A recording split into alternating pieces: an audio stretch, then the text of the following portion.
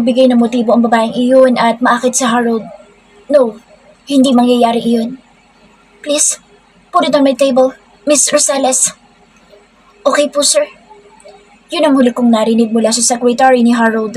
Umalis din yata kaagad ito. Mabuti kong ganoon dahil susugurin ko siya kahit pa malaki na ang tiyan ko. Kaya ko pa naman pumunta sa office ng asawa ko at kaya ko pang makipagsabunutan. Bala ko nga na doon muna tumambay sa office ni Harold. Doon lang ako, babantayan ko lang siya sa sekretary niyang ugaling talakitok. Sa huli, hindi na lamang ako umalis ng bahay. Pinagluto ko na lang ang asawa ko para pag uwi niya ay may madadatnan siyang masarap na ulam. Luto ng maganda niyang asawa.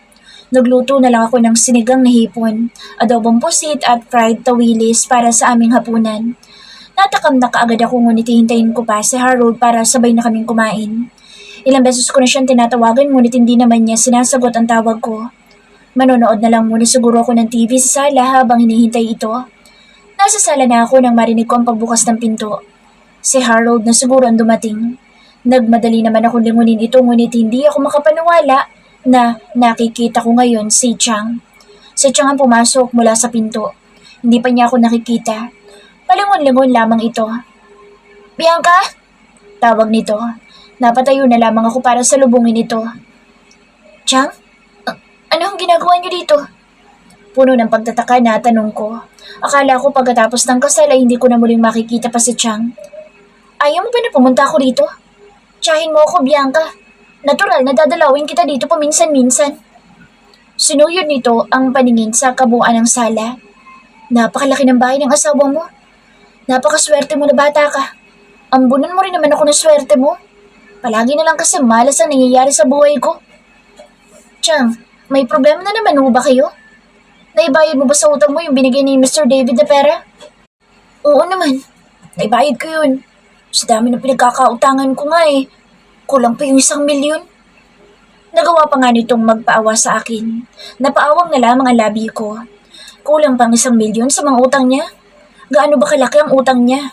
Saan niya ba ginagamit ang mga perang inuutang niya? Grabe naman. Ang laki na ng 1,000,000, hindi pa rin nagkasya. Kung sa akin nga lang binigay yun, baka naipang negosyo ko na. Tiyang naman, ang laki na ho ng 1,000,000. Huwag niyo sabihin nandito na naman kayo para humirit na naman sa akin. Bakit ka ba nagkakaganyan, Bianca? Tiyahin mo ako. Patitiis mo ba na nahihirapan ako habang ikaw nandito, hayahay ang buhay mo? Paupo-upo lang sa malambot na sopa at lahat ng gusto mo nakukuha mo? Isipin mo, noon, inilagaan kita nang mawala ang mga magulang mo. Ako ang nagtaguyod sa'yo hanggang sa lumaki ka. Alam ko ho, Chang, hindi niyo na ho kailangang isumbat sa akin yan. Tumatanaw ho ako ng utang na loob. At saka hindi naman po ako may pera kundi ang asawa ko. Umaasa lang ho ako sa kanya, Chang. Nakakaya naman kung palagi na lang lahat ng gusto niyo ibibigay ng asawa ko. Ngayon ka pa ba mahihiya?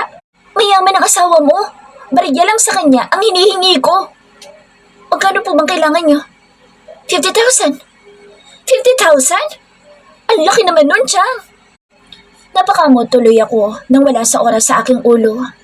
Malaki na iyon para sa akin. Pero kung nga, 2,000 lang eh. Kahit pa may ATM ako, hindi ko naman nagagamit. Nagtitipid kasi ako. Ayoko lang isipin ni Harold na napakagastador ko.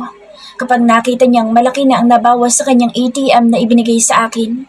Hindi ko nga alam kung nasa magkano ang laman ng ATM na ibinigay niya sa akin. Maria lang iyon sa asawa mo. Hindi ho ang asawa kong binuhay niyo mula bata, Chang. Kundi ako. Sarcastic ang sagot ko. Pareho na rin yun. Para saan ba't pinakasalan ka niya?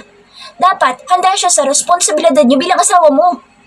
Kung pinakasalan ka niya, kasama na rin doon ang pagtulong niya sa akin bilang ako na lang itong natitirang kadugo mo. Mas lalo lamang akong napakamot sa ulo. How much ba ang kailangan ng tiyahin mo, Bianca? Sabay kaming napalingon ni Chang nang marinig ang boses ni Harold. Kararating lang nito at ito kaagad ang bumungad sa kanya. Ako na yung nahihiya sa mga pinaggagawa ng tiyahin ko. Ay, sa wakas, Mr. David, nandito ka na. Magkano ho bang kailangan niyo? Seryosong tanong ng asawa ko. Umiling-iling na lamang ako. Sanay-niyasan ko itong huwag bigyan si Chang. 50,000 lang naman, iho. Yung pamangkin ko kasi wala daw siyang pera. Makakaya niya talaga makita ko nahihirapan. Nagawa pa ngang magpaawa ni Chang kay Harold. Si Harold naman napapauto na lang palagi sa tiyahin ko at mukhang bibigyan niya na naman ito. Just wait here. I'll get some money. Paalam ni Harold at kaagad na tinalikuran kami. Tinahak niya ang hagdanan. Binalingan ko si Chang at napailing na lang. Dito lang kayo, Chang. Bilin ko dito at saka iniwan. Sunundan ko ang asawa kong tinatahak ngayon ang aming kwarto. Honey! Tawag ko habang sinusundan ko ito. Huminto ito at hinintay ako makalapit sa kanya. Bibigyan mo na naman si Chang. Nasasanay na siya sa ginagawa mo. Kung kaya ko namang ibigay, bakit hindi? Seryosong sagot nito. Humarap ito sa akin at saka hinawakan na magkabilaan kong balikat para paharapin din ako sa kanya. Pero napakalaki na nang naibigay mo sa kanya. Hindi mo naman kailangan... Shh! Maliit na bagay. Sumunod ka na lang sa akin at ituturo ko sa iyo kung saan nakatago ang pera. Ha? Napaawang na lamang ang aking labi. Hindi na muli ito nagsalita kundi hinawakan na lamang niya ang kamay ko at hinila ng tuluyan papasok sa aming kwarto. Tuloy-tuloy kaming pumasok pagkatapos niyang isarado ang pinto. Hinila niya ako hanggang sa dulo ng kwarto. Doon may painting. Hinila niya ito at nanlaki na lamang ang mga mata ko nang makitang bumukas ito. Ano yan? Nakita kong kulay itim ito, na box at may mga numbers sa harapan nito. Vote. Tipid na sagot niya. 14324 is the password. Try it. Huh? Try it, baby. Okay. Nanginginig ang kamay ko sinubukang pindutin ang mga numbers. Pagkatapos kong pindutin ang lahat ng numbers na ibinigay niya sa akin, ay unti-unti itong bumukas. Napawaw na lamang ako. Tumambad sa akin ang napakaraming perang papel. Bakit may pinaalam sa akin to? Hindi ako makapaniwalang pinagkakatiwalaan ako ni Harold sa vault na ito. Because you are my wife. Bilang asawa ko, dapat alam mo kung nasaan ang pera natin. Hinawakan niyang muli ang aking magkabila ang balikat. Hinalikan niya naman ang aking noo. I trust you, wife. Kaya nga kita pinakasalan. He kissed me again on my forehead. Salamat sa tiwala. Hinalikan naman niya ako sa aking labi sabay bulong nito. Go ahead. Get some money for your aunt. Walang pag-aalilangan na utos dito sa akin. Pwede bang last na to? Huwag mo na ulit pagbibigyan ng tiyang ko. Nasasanay na kasi. Baka maubos ang pera mo. Ngumiti lamang ito at napailing. Hindi ka agad mauubos ang pera ko. Pero ang pagtitimpi ko mukhang mauubos na. Parang gusto na kitang ikama ngayon din kahit pa nandiyan ang auntie mo. Natatawang sabi nito. Sira? Tinusok ko na lamang ang dibdib nito gamit ang aking hindoturo. Bumalik kami sa sala at nadatan namin si Chang na nakaupo sa couch. Mukhang nabagot na yata sa kahihintay sa amin. Napatayo naman kaagad ito. Akala ko'y nag-honeymoon pa kayo. Pabirong sabi nito. Chang, ito na ho yung hinihingi mo. Bukas naman kaagad ang mga palad ni Chang para sa pera. Para bang sabik na sabik itong hawakan. Ako na lamang talaga nahihiya sa asawa ko. Maraming salamat, Mr. David. Napakabait mo at halatang mahal na mahal mo talagang pamangkin ko. Walang anuman. Sige, hindi na rin ako magtatagal. Alis na rin ako. Baka gusto mo munang kumain, Chang. Nakapaghanda na rin naman ako ng hapunan. Hinihintay ko lang si Harold. Hindi ba nakakahiya sa'yo, iho? Welcome kayo dito sa bahay. Sumabay na kayo sa amin kumain. Niyaya na rin ni Harold ang Chang ko. Alam nyo, dapat after ng panganay may kasunod na kaagad. Bigla na lamang suwestyon ni Chang habang kumakain kami. Bigla tuloy akong nasa mida. Napainom ako ng tubig. Chang, hindi pa nga po na ipapanganak ang panganay. Kagad naman nasabi ko habang umiinom ng tubig. Why not? Napatingin naman ako kay Harold na ngayon ay sinang-ayunan kaagad ang tiyahin ko. E di sila na nagkasundo. O diba? Gusto ng asawa mo na sundan kaagad. Ano pa bang reklamo mo, Bianca? Nasa iyo na rin naman ang lahat. Bibigyan mo lang naman ang tagapagmana sa Mr. David. Gusto ko na isang dosenang anak. Baka kaya mo ba yun, wifey? Baling ni Harold sa akin. Munti ka na naman ako masami dahil sa itananong niya sa akin. Isang dosena? Grabe naman yun. Di kaya magmukha na akong palahi ang baboy? Kung ganoon pala, dapat baboy ang inasawa mo. Pabirong sagot ko sa kanya. Nagtawanan na lamang kami.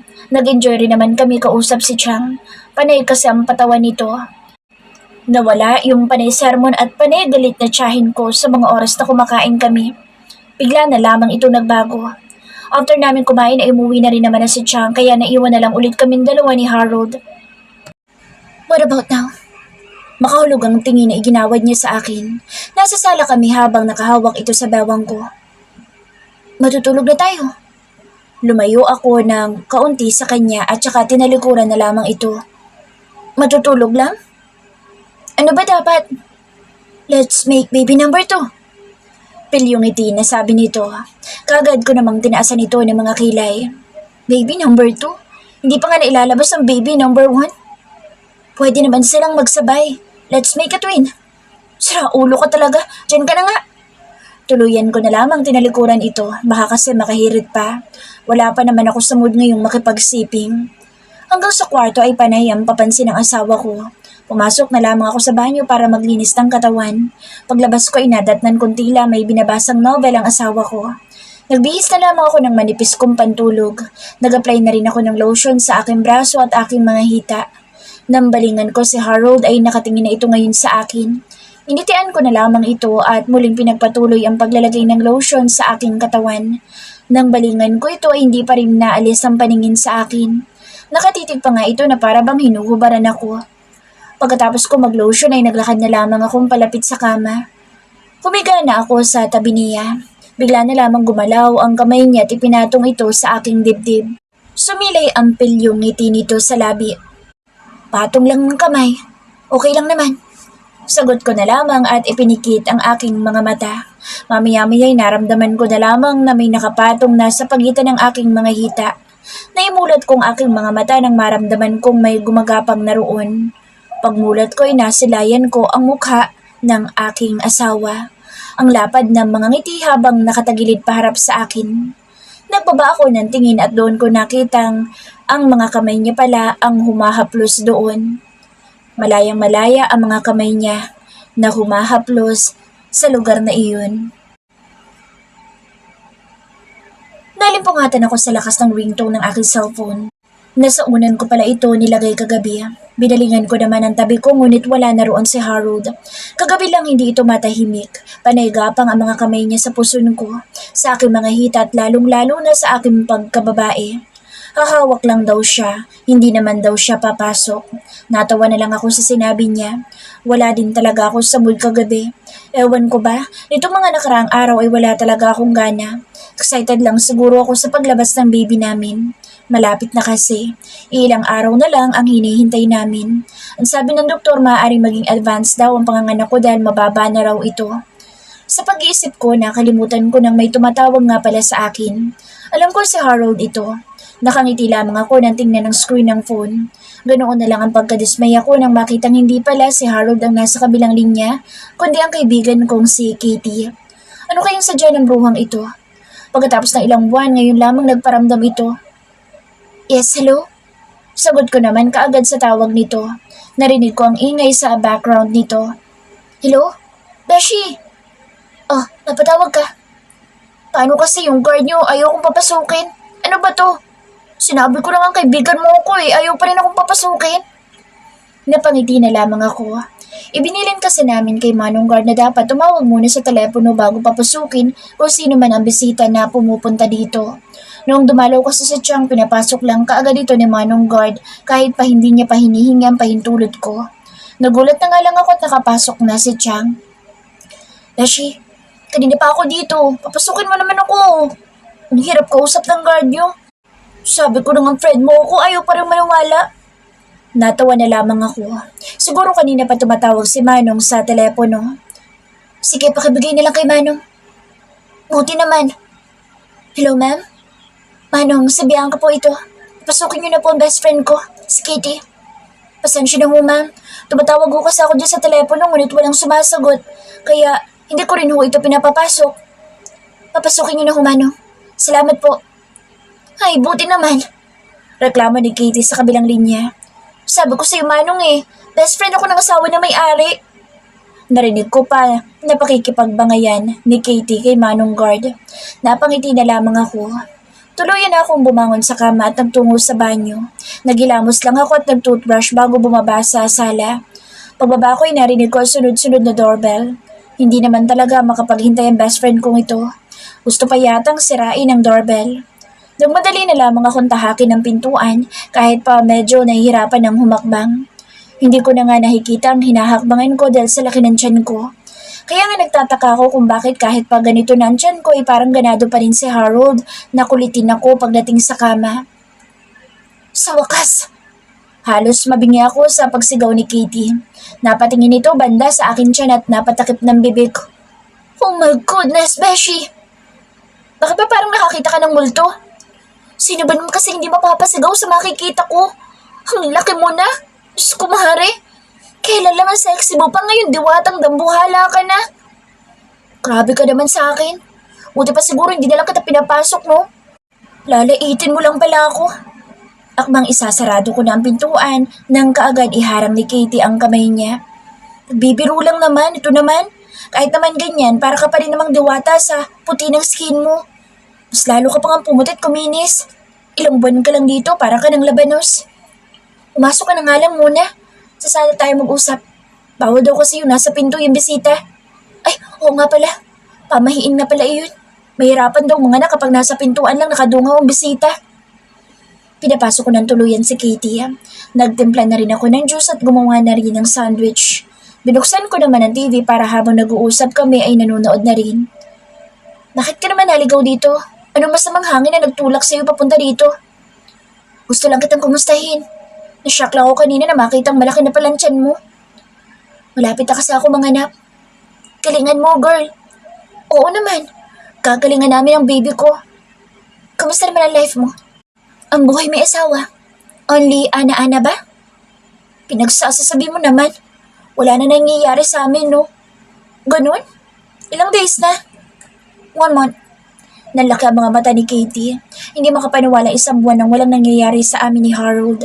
Ang last yata na may nangyari sa amin ay natatandaan ko pa noong naglalabas siya. Buti nakakatiis pa si Mister. Wala siyang magagawa kundi ang magtiis. Pagkatapos ko naman mga anak, ibibigay ko naman sa kanya ang ani na gusto niya. Ay, gusto ko yan! Nagtakip na lamang ako ng aking tenga nang bigla namang tumili si Katie. Tanghali na pala. Hindi ko na namalayan pa ang oras. Teka lang, Beshi. Tatawagan ko lang asawa ko. Paalam ko muna kay Katie. Lumayo ako sa kanya ng konti. Nakasanayan ko na kasi na tumawag kay Harold kapag lunch para itanong kung kumain na ba ito. Ilang beses na nag-ring ngunit walang sumasagot. Pinahinga ko lang sandali at muli na naman itong tinawagan. Sa wakas, sinagot niya na rin ang tawag ko. Hello, hon. Bakit ang tagal mo sumagot? Medyo nainis ako dahil pinaabot niya ito ng ilang beses ng pag-ring bago ito sagutin. Wala dito sa Mr. David. Sagot sa kabilang linya. Kaagad na nagsalubong ang aking kilay. Boses ng babae ang narinig ko sa kabilang linya. Sino ka? Bakit hawak mo ang phone ng asawa ko? Sinungitan ko kaagad ito. Wow, ikaw pala yan, Mrs. David. Tanging sagot niya. Parang kilala ko na kung sino ang sumagot ng tawag ko at may hawak ng phone ng asawa ko. Ang kapal naman ng secretary na ito. Paano napunta sa kanya ang phone ng asawa ko? Bakit hawak mo ang phone ng asawa ko? Paano napunta sa'yo? He left me his phone. He doesn't want anyone to disturb him during the meeting. Kaagad naman niyang pinutol ang pagsasalita ko. Unti-unting napawi ang pagkakakunot ng noo ko at ang kilay ko naman ay unti-unting bumalik sa pwesto nito. Kung ganoon, pakasabi na lang sa kanya na tawagan ako after the meeting. Busy si Mr. David ngayon. Wala siyang oras para tawagan ka. Kaagad namang kumulo ang dugo ko sa sinabi nito. Wala kang karapatan na sagutin ako ng ganyan. Secretary ka lang ng asawa ko. Asawa ko ng boss mo. Baka isang sabi ko lang sa kanya na tanggalin ka sa pwesto mo, mawawalan ka na ng trabaho. Inis na sabi ko sa kanya. Subukan mo. Sa tingin mo, gagawin niya iyon? Sa tingin mo ba tatanggalin niya ang babaeng kinahuhumalingan niya ngayon? Hindi mo ba alam? May relasyon kaming dalawa. Ano? Hindi ko alam kung ano itong nararamdaman ko. Parang gusto ko siyang sabunutan ngunit wala naman siya sa harapan ko.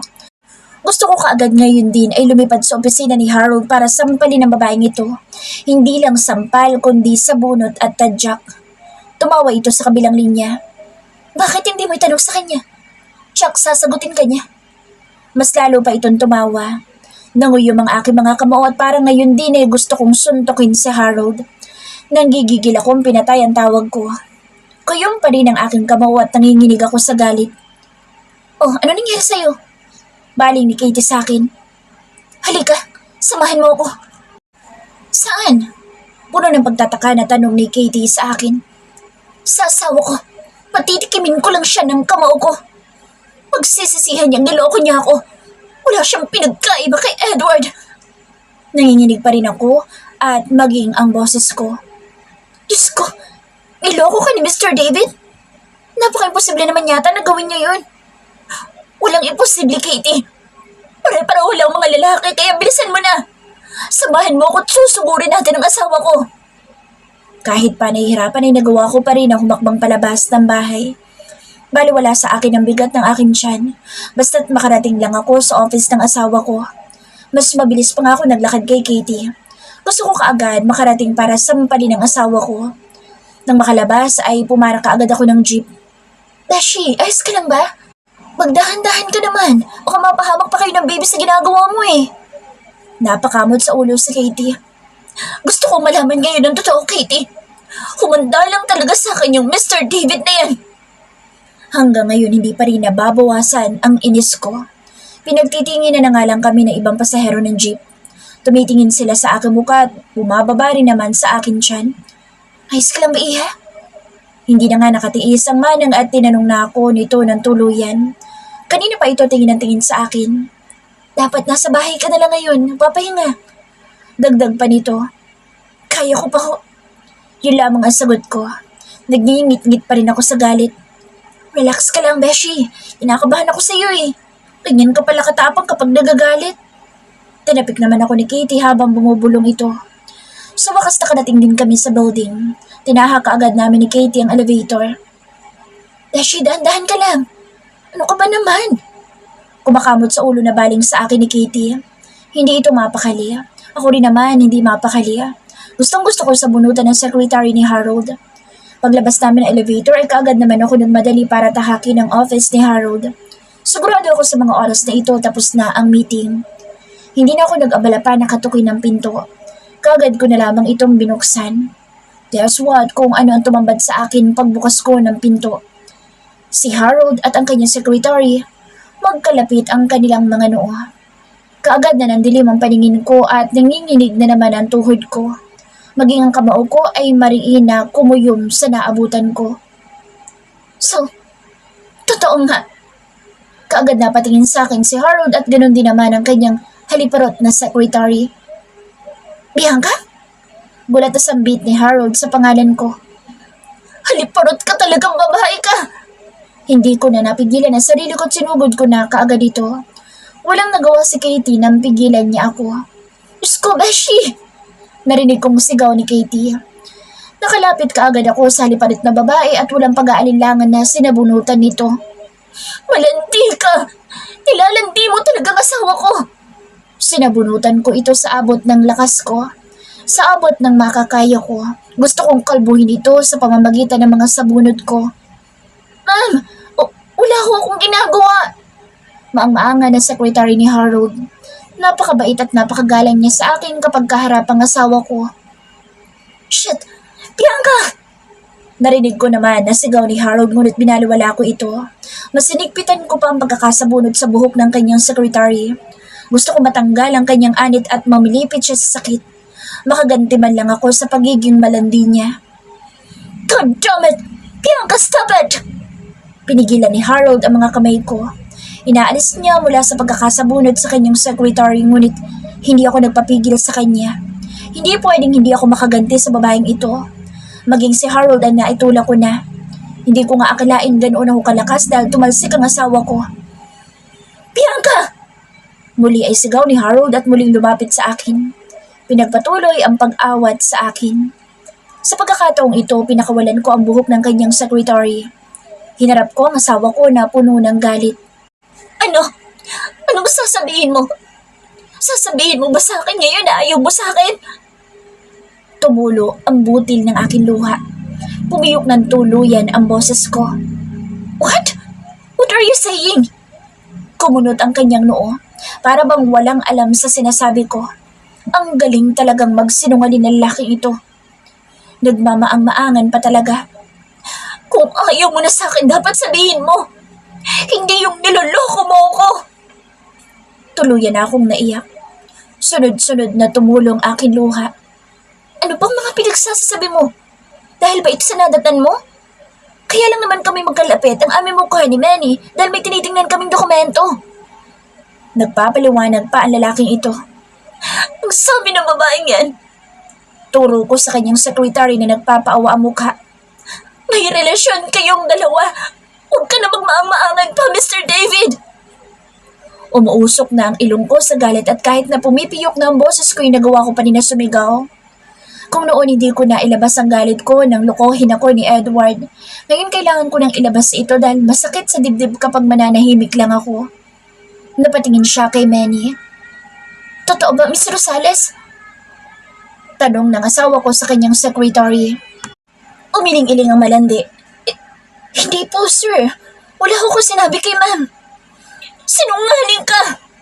Sigaw ko sa kanya. Naramdaman ko ang pananakit ng tiyan ko kaya napahawak kaagad ako. Gusto kong malaman ng totoo, Miss Rosales. Magsabi ka ng totoo. Bakit mo sinabi sa asawa kong may relasyon tayo? Umiling-iling ulit ito. Hindi po talaga, sir. Wala ko sinasabi kay ma'am. Maniwala ho kayo sa akin. Impit akong napasigaw habang nakasalat sa tiyan ko. Napatingin sa akin si Harold. Sunod-sunod na sumakit ang tiyan ko. Hindi lang tiyan ko kundi maging ang aking balakang. Beshi! Lumapit sa akin si Katie. Oh, what's going on, wife? Nakita ko ang pag-aalala sa mukha ni Harold. Ang anak na yata ako. Namibilipit na sambit ko. Kaagad namang lumapit muli sa akin si Harold. Oh shit! Walang pag-aalilangan na binuhat niya ako. Nilungan pa niya ang kanyang secretary. Ipahanda mo sa sakyan ko, Mr. Rosales. Nakasigaw na bilin niya kay Manny at saka ito nagmadali lumabas sa kanyang office habang buhat ako. Bitawan mo nga ako! Hinampas ko ang kanyang balikat. Inis pa rin ako sa kanya. Galit ako. Stop it, Bianca! Manganganak ka na, selos pa rin ang pinapairal mo. Walang katotohanan na sinabi sa'yo ng secretary ko. Bitawan mo nga, sabi ako eh. Nagmamaang-maangan ka pa talaga. Muli akong napaigik dahil sa sakit. See? Biglang sumakit ang tiyan mo dahil sa ginagawa mo. Sumugod ka kaagad dito nang hindi man lang tinatanong sa akin ng totoo. Sa tingin mo ba, magagawa kitang lokohin? Bakit hindi ba? Kahit kailan wala akong balak na lokohin ka, Bianca. Wala sa isip ko yan.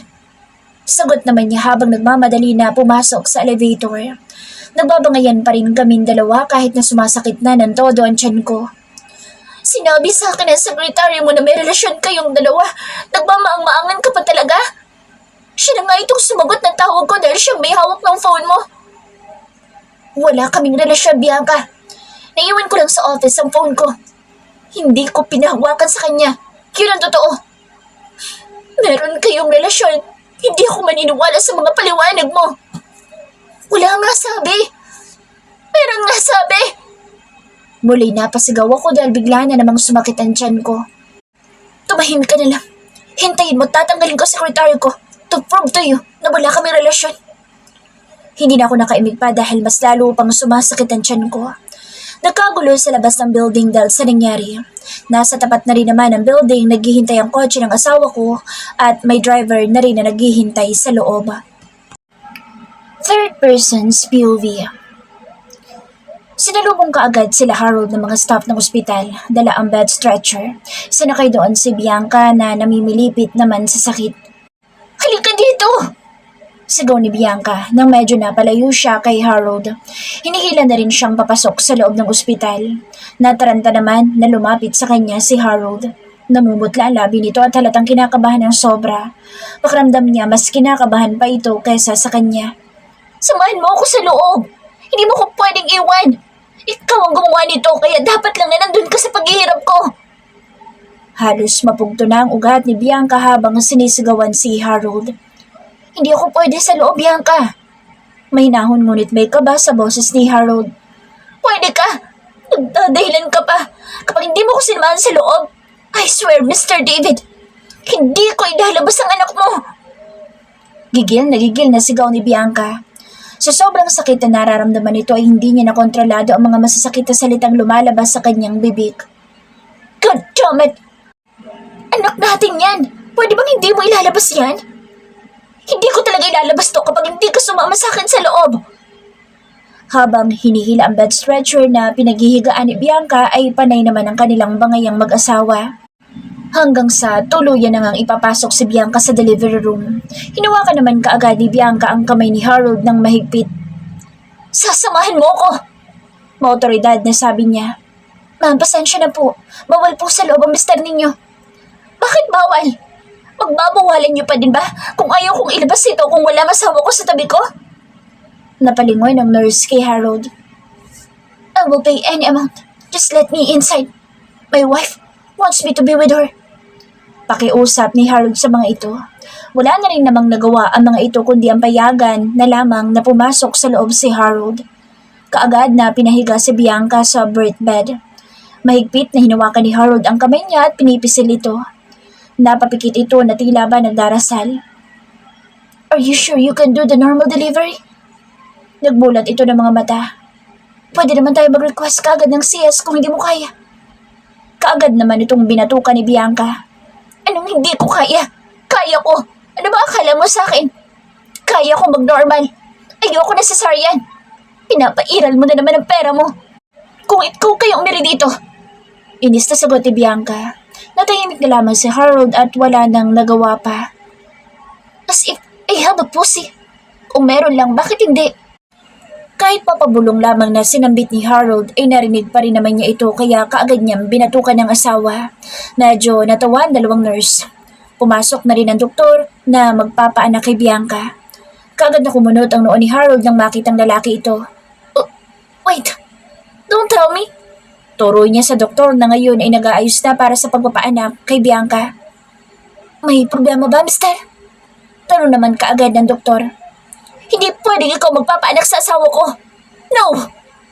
Kaagad namang tinapik ni Bianca ang braso ni Harold. Anong sinasabi mo? Sumasakit na ang tiyan ko. Anong hindi pwedeng siya? Hindi pwedeng lalaki, Bianca. You have nothing to worry about me, mister. I'm not interested in your wife. Same naman kaming lalaki ang gusto. Paliwanag ng doktor at saka ito umakto na parang babae. Hinawi nito ang buhok. Napaawang na lamang ang labi ni Harold. Hindi niya akalaing bakla pala ang doktor.